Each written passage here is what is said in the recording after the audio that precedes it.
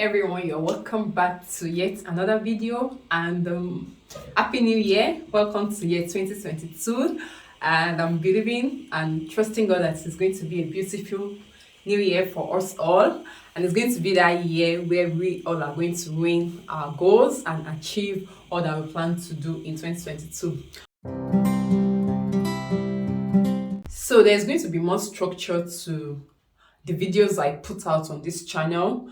For the month of January, we'll be talking about jobs, getting a job as a registered nurse from overseas into the UK, like getting a job in the UK as an overseas nurse. I think that makes sense. So I'll be giving you different hints and different ideas on how best to apply for jobs. There are a lot of options actually, but I'll be giving you different options that you can explore, and hopefully one of it works out or one of it work out. Okay, yeah. So before I actually dive right into those series, I want to prepare your mind about coming into the UK to work. The truth is, see, I know it's very difficult for people to tell the truth because they are afraid of the wrong tag that people will place on them. When people tell you the truth, you think they are lying because the truth is always the part of the story that is not sweet. So it is difficult for people to actually listen, and it's difficult to actually accept the truth. But the truth is, the truth, whatever. But in all sincerity, I think it makes more sense when people are aware of what exactly is going on, and it will help them to prepare their mind when they are coming into the country. Okay, so what's all my parable about? I want to tell you the real truth about working in the UK as a nurse. See, the reason why I'm saying this is not to discourage anybody. Honestly, I want people to come into the UK because aside from the challenges that comes with the work, there are a lot of other opportunities that abound. So, you focus on the good over the ugly. I think that is just the best way to go when it comes to circumstances of life. Now, let me get down to it. You guys, working in the UK is not beans, especially for nurses. See, you see that same thing you are complaining about in your own country. When you get to the UK, it's not going to be so much better. And I'm talking about the kind of sacrifices you put into your work compared to the type of remuneration you get. They are not, like, it's not balanced. It is not balanced. It is like the sacrifices outweighs the remuneration that you get. So an average nurse in the UK who is starting afresh starts with around £25,200. I'll check for the right figure again and put it on the screen. That's what they get per annum. So if you divide that into 12, so per month, your salary can be like 2,000 thereabout. By the time you remove all the bills, and it depends on where you are working actually. If you are in this environment that is close to London, house rent is not cheap. I have a colleague, she's single, she's not married, she got 1-bedroom apartment and she's paying nothing less than £700. It is an unfurnished apartment, right? She's paying nothing less than £700. And this is excluding bills like water bills, electricity bills, broadband. Broadband is like the internet services. Then she will pay for a TV license. That one is like £159 per year. Then she will also have to pay for council tax. You understand? And other bills that comes alongside with everything else. Because before you know it, bills will keep coming in. You will register with LCN, they will want to set their own direct debit. You want to buy something or register for a membership that will benefit you somewhere along the line. They want to set their own direct debit. So there's a lot of direct debits. Direct debit is basically a way of setting up your bank account to automatically deduct some amount of money for a particular purpose every month, so that when you are busy with work and you don't get to remember, you will not miss out. Because the truth is, You paying every bill on time counts towards your credit history, and at the end of the day, your credit history is what is needed to actually determine how well you prosper in the abroad, because this place is living on the credit system. That is how it has been structured. That is how it has been built. So if you want to buy a house, you cannot buy a house outrightly. You need your credit history to actually pay for the percentage that is requested for the house you want to get in the UK. So if you have a very bad credit history, to get stuff like that, car, houses, a lot of things are dependent on your credit history. Even to rent a house, they want to run a credit check on you. I hope it makes sense. So all of those things comes together. They are important and tangible facts. So back to the main gist is that if you're coming into the UK, please don't come in with your hopes raised. I'm not saying that it's not going to be sweet. You are going to enjoy it. I know there are a lot of us see people on social media who are also nurses in the UK. They travel everywhere in the world, and just the way you are wondering, maybe you're not wondering, but somebody like me, I ask myself and I wonder that is it the same NHS job we do? Honestly, because after all, you cannot also compare yourself with everybody, because people have their side also. They have other things they do that they don't show to the world, but they get money from it. Do you understand? So don't base your lifestyle, your potential lifestyle, on what you see people display on social media. I hope that makes sense. So if when you're coming to the UK, come with an open mind, come with the mindset that you are coming to build. It may not be rosy initially, but with time, give it 2 years max. After you've understood the system, after you've saved up, after you've done a lot of things, give it 2 years max. You come in and you are going to enjoy the land, okay? But I'm just saying it for the sake of those who have plans as they are coming in. So it's actually also dependent on what kind of mindset you have. If you are the type that eats everything, why not enjoy your life while it lasts? Life is short anyways. But if you have plans for your future and you have plans for your children, please, it's just best and advisable to apply wisdom. Let me break it down further. So you may end up spending half of your salary over rent and bills, and you will have about half of it left depending on where you live. Okay, so if that's the situation, if that's the case, you just have to understand how it works. So what people do, that I know they do right now, is people pick up bank shifts. So bank shifts is like an extra shift. You normally can work for 37.5 hours in a week with your permanent job, your full-time job. Then you're not allowed to pick an extra 20 hours work. Okay, so people pick up bank shifts to cover for the 20 hours, and that is where most people get their extra money from. So by the time you do your 37.5 hours of your full-time job and the 20 hours of your part-time job, you cannot do any extra job again. You have used up all the hours that you are entitled to in the whole week. Okay, yeah, that's the way it works. And I'm going to break it down further about the working hours, the time limit, the rules about getting a second, third job in the UK for nurses, and how best you can make extra source of income. So I'm just putting this video out there that as much as I'm going to create a video to talk about coming into the UK to get a job, come in fine, but don't get your hopes high. That is the reason why I am filming this video, and I am telling you ahead of time that as you are putting in your efforts, put in your effort for the purpose of the goal ahead, as in for the purpose of the future plans. It's not just for the immediate thing. For the purpose of the future plans, for the purpose of the goal ahead, that is what should be your focus. So yeah, I think I've said a lot about the finance. Let's talk about the modalities of work in the UK. UK job for nurses is stressful. You guys, I won't even lie. See, I think it's better experienced than told, because I actually underrated when I had that you'll be working for 12 hours, but guys, forget it. 12 hours is 12 hours. There's no better way to explain it. Your 12 hours will be 12 hours and you're going to work for it. You see that money, you're going to work for it. And I think I should also mention that Whatever salary you are going to be earning in the UK, please don't make any mistake of converting it to naira before coming into the UK. That will be the most deadliest mistake you will make in life.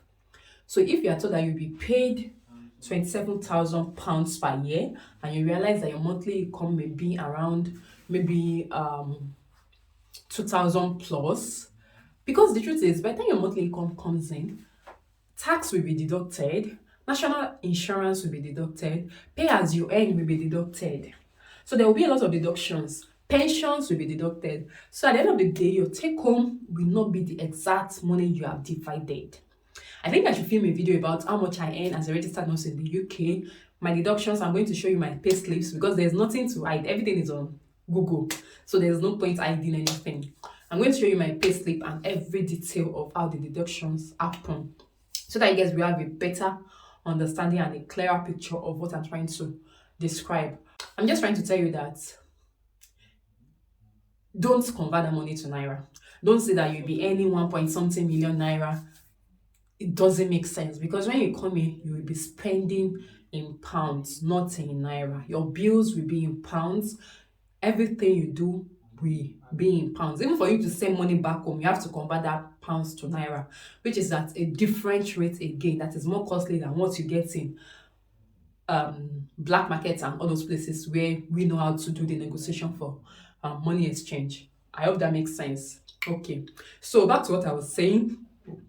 Sorry, I'm having a lot of diversions and distractions, but I hope you actually are able to pick them together and understand what I'm describing. So the modalities of work in the UK.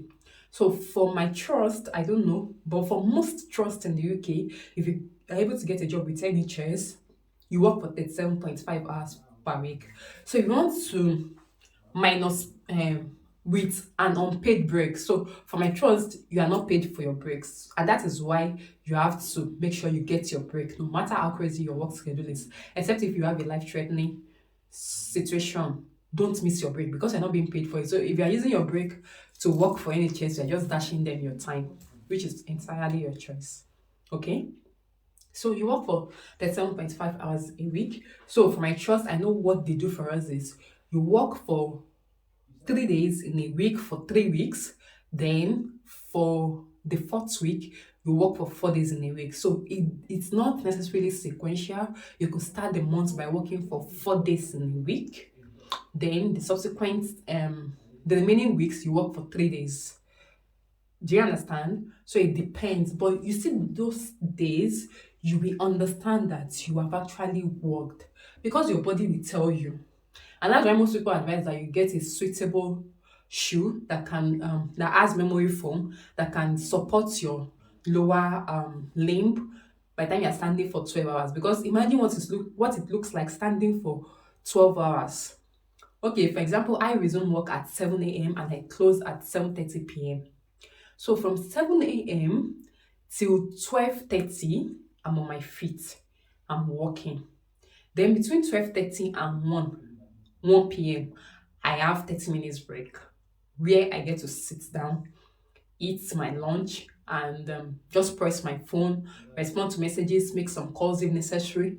Then I go back to work at 1 p.m. and I am on my feet till 5 p.m. Then I have my break from 5 p.m. till 5:30. Okay, that's 1 hour break complete. Then I go back to work at 5:30 and I'm on my feet till 7:30 p.m. when handover takes place. So imagine that kind of situation. When I say you're on your feet, you are on your feet. You are writing reports, you are writing it on your feet. Like the system we use, because everything we do is system based. We don't use any paper documentation or pen and paper writing. So you're on your feet, your report system is on, and you are typing. While you are typing, the doctor needs your attention, asking you a question about your patient. You are responding to that. You are typing. Your patient presses a call bell. You leave it. You go to your patient. You attend to the patient. You come back. You type. When you're done with that, you move on to do the medications. You finish with the medications. You go back to check on your patients. Those that are on oxygen, you make sure that their observations are stable. They are fine. You're done with that. You have to, like, there is so much to do. You have a cannulation procedure to do. You get your patient cannulation done. You're done with that. A patient needs blood to be sent to the lab. You take the blood sample, you do your vein puncture, you send it to the lab. Like, man, it can be crazy at times, but the truth about the matter is you will get used to it. See, if somebody like me can get used to it, me that I don't like stress in this life, you will get used to it. You get used to it. And one thing I tell myself is this is not going to be forever. I don't know what your plans are, but the truth is it is not going to be forever. So for the main time you are there, just do your part, focus on the job, do the job appropriately and suitably as it is expected to. When you're unclear about things, ask questions, talk to your managers, talk to your nurse in charge. Communicate with your colleagues as well. It's very, very good because sometimes when you're overwhelmed, you may just be privileged to tell any of your colleagues to help you. Yeah, so those are the things I want to just bring to your knowledge about working in the UK, what it is like. It is not rosy, it is not it is not the kind of it is working in the UK, it is not working in the US. Because I follow some US nurses and I wonder, is it the same nursing we are doing? Okay. So, but the good news is when you get to the UK, you can find your way to the United States. Okay. I have some juicy content on that. I can't wait to release it. So that's it. And I also should mention that when you come into the UK newly as a nurse, you're not going to start working as a nurse. Yeah, you're going to get your OSCE done, pass your OSCE, but you won't start working as a nurse immediately. You may have to do some jobs that are band 4 jobs and not necessarily band 5 jobs. So this means that you will do the work of an healthcare assistant. And what are the works of an healthcare assistant? They are basically part of nursing, like some nursing activities enters into the activity of healthcare assistants. And that's why in most trusts, they want you to familiarize yourself with the job of an healthcare assistant before they actually start you on the nursing job, which that period is called supernumerary. Supernumerary. Is it supernumerary or supernumerary? I don't know. But we start the spelling on the screen. So that's what they call that period. So that period is like an induction period where you get to introduce yourself to the world, to the modalities of how things work. And it depends on the trust you are working for. For some people, it's for just 2 weeks. For some, it's for 3 weeks. For some, it can be for 1 month. And for those trusts who delay you until 3 months before you write your OSCE, that means you have to wait until after your OSCE result is out and you have passed and you have become a UKRN before they will promote you to start working as a registered nurse on the ward. So that means some people can do this for 3 months. You understand? So it depends on the trust actually. Okay. Yeah, so those are the things I just want to prepare your mind on. I want to tell you about and just let it out and make you understand what you are coming here to do. Okay, so you are going to work hard and you will play hard as well. Like you have to balance. Work-life balance is very, very important. Okay, so that's everything I want to tell you today about working in the UK. The next video I'm going to be talking to you about how to apply for jobs directly via email. So I'm going to break it down in total, giving you details of everything you need to know, compile, put together to actually apply for jobs directly to the trust via email. Okay, so look forward to that video. If you have not yet subscribed to this channel, kilo day now fight. Why what's going on? Hit the red subscribe button below. If you like this video, if it looks like something you've been wanting to hear and I've come to tell you about it, please hit the like button. Let me know your thoughts in the comment section. If you have more questions for me about working in the UK, let me know in the comment section. I always reply to comments under my video. So let me know in the comment section whatever questions you have for me and I'll be more than willing to provide answer as much as I know about the topic. Okay, share this video with your friends, share with your family, share your social media. Thank you so much for watching, guys. I'll see you in the next video. Till then, stay safe and stay blessed. Bye.